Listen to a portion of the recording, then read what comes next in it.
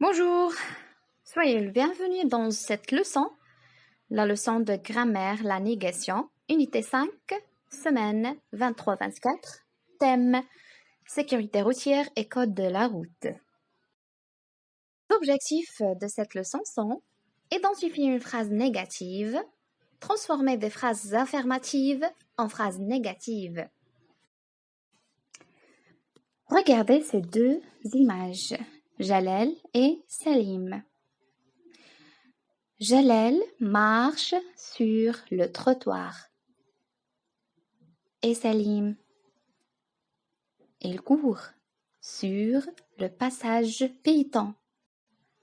On dit, Jalel marche sur le trottoir, Salim ne marche pas sur le trottoir.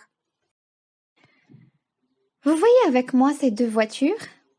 Oui, une voiture grise à gauche et l'autre mauve à droite. Maintenant, ce conducteur qui roule la voiture grise, est-ce qu'il roule doucement ou bien à grande vitesse?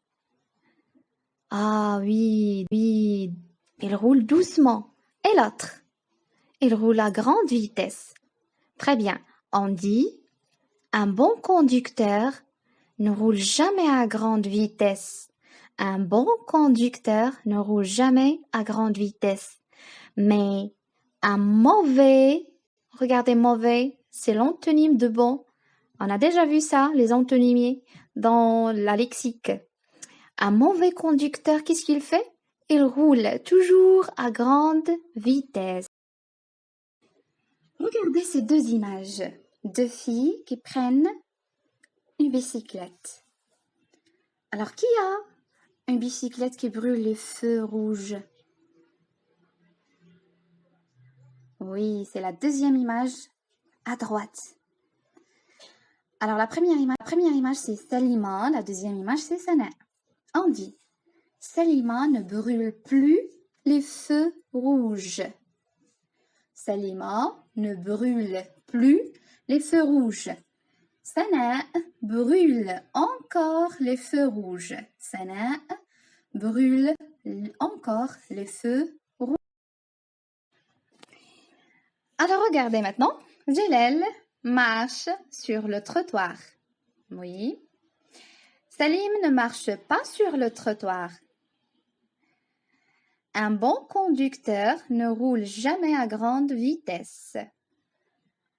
Et la dernière phrase, Salima ne brûle plus les feux rouges. Comparez maintenant les phrases A et B et relevez ce qui a changé. Regardez la phrase 1. Jalel marche sur le trottoir. Salim ne marche pas sur le trottoir. Alors, quel est le changement dans les deux phrases? Premièrement, nous avons le sujet Jalel dans la phrase A et la phrase B, Salim. Marche sur le trottoir, Ce qui est ajouté, c'est ne pas. Bravo. Très bien, c'est ne pas. Deuxièmement maintenant, on tourne dans la phrase B les mots utilisés pour dire que le fait ne s'est pas déroulé. La phrase B, Salim ne marche pas sur le trottoir. Alors, quels sont les mots qui sont, bien que les mots utilisés pour dire que le fait n'est pas déroulé? C'est ne pas. Très bien, bravo. Question 3. Quels sont les mots utilisés pour indiquer la négation dans les autres phrases? Phrase C. Un bon conducteur ne roule jamais à grande vitesse. Et phrase D. Salima ne brûle plus les feux rouges. Alors la phrase C. Ne jamais. Phrase D. Ne plus. Très bien. Quatrième question. Quelle est la place des mots exprimant la négation dans ces phrases? Regardez la place de ces mots. Ils sont où? Très bien, il encadre le verbe. Il encadre le verbe. Je retiens. La phrase est à la forme affirmative quand elle permet d'affirmer un fait. Par exemple, je mange une pomme. Elle est à la forme négative quand elle nie un fait. Par exemple, je ne mange pas une pomme. Une phrase affirmative se met à la forme négative à l'aide des mots ne pas, ne jamais, ne plus, ne rien, ne personne, etc. Les marques de la négation encadrent le verbe dans les temps simples, par exemple le présent, le futur, etc. Par exemple ici, nous ne regardons pas la télé. Nous ne regardons pas la télé. Ce qui est entre ne pas, c'est un verbe. C'est le verbe regarder à la première, au premier groupe. Elle est conjuguée au présent de l'indicatif. D'accord? On commence par le sujet, par exemple. Ne plus le verbe après pas. Ne nous regardons pas la télé. Elle encadre l'auxiliaire dans les temps composés. Les temps composés, par exemple le passé composé. Elle est formée de deux, l'auxiliaire plus le participe passé. Alors, ce qui est entre ne pas, c'est l'auxiliaire, soit avoir, soit être. Par exemple, tu n'as pas changé. Tu n'as pas changé. Alors, ce qui est entre ne pas, c'est AS, l'auxiliaire avoir. Et après pas, il y a le participe passé. Regardez ne. Où est le E? Elle est supprimée. Pourquoi? On a deux voyelles, E de ne et A de l'auxiliaire avoir. On supprime E et on met l'apostrophe. Pas changé. Troisième cas, se place devant le verbe à l'infinitif et à l'impératif. Si le verbe est conjugué à l'infinitif ou bien à l'impératif, alors ne pas se place devant ces verbes-là. Par exemple, ne pas rester debout. Ne pas rester debout. Autre exemple, ne pas traverser entre deux voitures garées. Alors la première rester, elle est conjuguée au présent de l'impératif. Et deuxièmement traverser, c'est à l'infini. Maintenant, on va voir quand on peut utiliser ne jamais. Ne jamais, on peut l'utiliser si on a le mot toujours dans une phrase. Par exemple, tu changes toujours tes sous-vêtements. Phrase affirmative. Pour transformer cette phrase affirmative en phrase négative, on va supprimer toujours et on va mettre ne jamais. Tu ne changes jamais tes sous-vêtements. D'accord? Qu'on peut utiliser ne plus. Ah, ne plus. Si on a le mot encore dans une phrase, on va supprimer encore et on va mettre ne plus pour transformer une phrase affirmative en phrase négative. Par exemple, Adnan travaille encore dans la société. C'est une phrase affirmative. Pour transformer en phrase négative, on va supprimer encore et on va mettre ne plus. Où est le verbe? Travaille. Oui. Alors, travail, ça va être entre ne plus. Adnan ne travaille plus dans la société.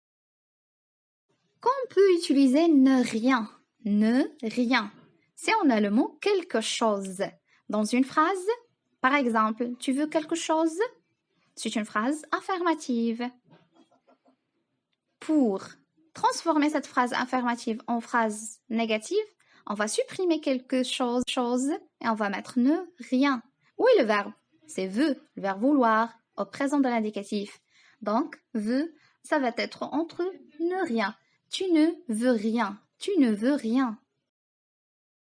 Qu'on peut utiliser ne personne. Si on a le mot quelqu'un dans une phrase. Exemple, il y a quelqu'un? Phrase affirmative. Pour transformer cette phrase affirmative en phrase négative, on va supprimer quelqu'un et on va mettre ne personne. Il n'y a personne. Il n'y a personne. Voilà.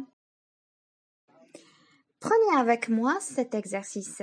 Transformer ces phrases affirmatives en phrases négatives. Alors, vous avez la première phrase, je danse. Deuxième phrase, il parle encore. Troisième phrase, j'aimerais toujours voir le coucher du soleil. Quatrième phrase, tu trouves quelque chose. Cinquième phrase, je vois quelqu'un. Et la dernière phrase, vous avez choisi vos projets. Alors, bon courage. La correction maintenant vers la première phrase, je danse. Je danse, le verbe danser et les conjugués au présent de l'indicatif, c'est un temps simple, oui. Alors, je peux utiliser ne pas. Et je dis, je ne danse pas. Je ne danse pas. Deuxième phrase, il parle encore. Regardez, on a encore. Qu'est-ce qu'on a dit pour encore? Encore, ça va être changé en phrase négative par ne plus. Il ne parle plus. Troisième phrase, j'aimerais toujours voir coucher de soleil. Vous avez toujours. Toujours, ça devient dans une phrase négative ne jamais. Alors, je n'aimerais jamais voir le coucher de soleil. N'oubliez pas, de ne supprime lorsqu'on a un autre voyelle. Par exemple, ici, aimerait, on met l'apostrophe. Quatrième phrase, tu trouves quelque chose? Alors, quelque chose, ça devient dans une phrase négative ne rien. Tu ne trouves rien? Voilà. Cinquième phrase, je vois quelqu'un. Alors, quelqu'un échange par ne personne dans une phrase négative. Je ne vois personne. Et la dernière phrase, vous avez choisi vos projets, pardon. Vous avez choisi vos projets. Où est le verbe? Avez choisi. Avez choisi. Très bien. C'est un verbe conjugué au passé composé. Ça veut dire c'est un temps composé. Alors, qu'est-ce qu'on va mettre entre ne pas? C'est l'auxiliaire avoir, avait. Vous n'avez pas choisi vos projets. Vous n'avez pas choisi. On a terminé maintenant notre leçon. Merci pour votre attention et à la séance prochaine. Inch'Allah. Au revoir.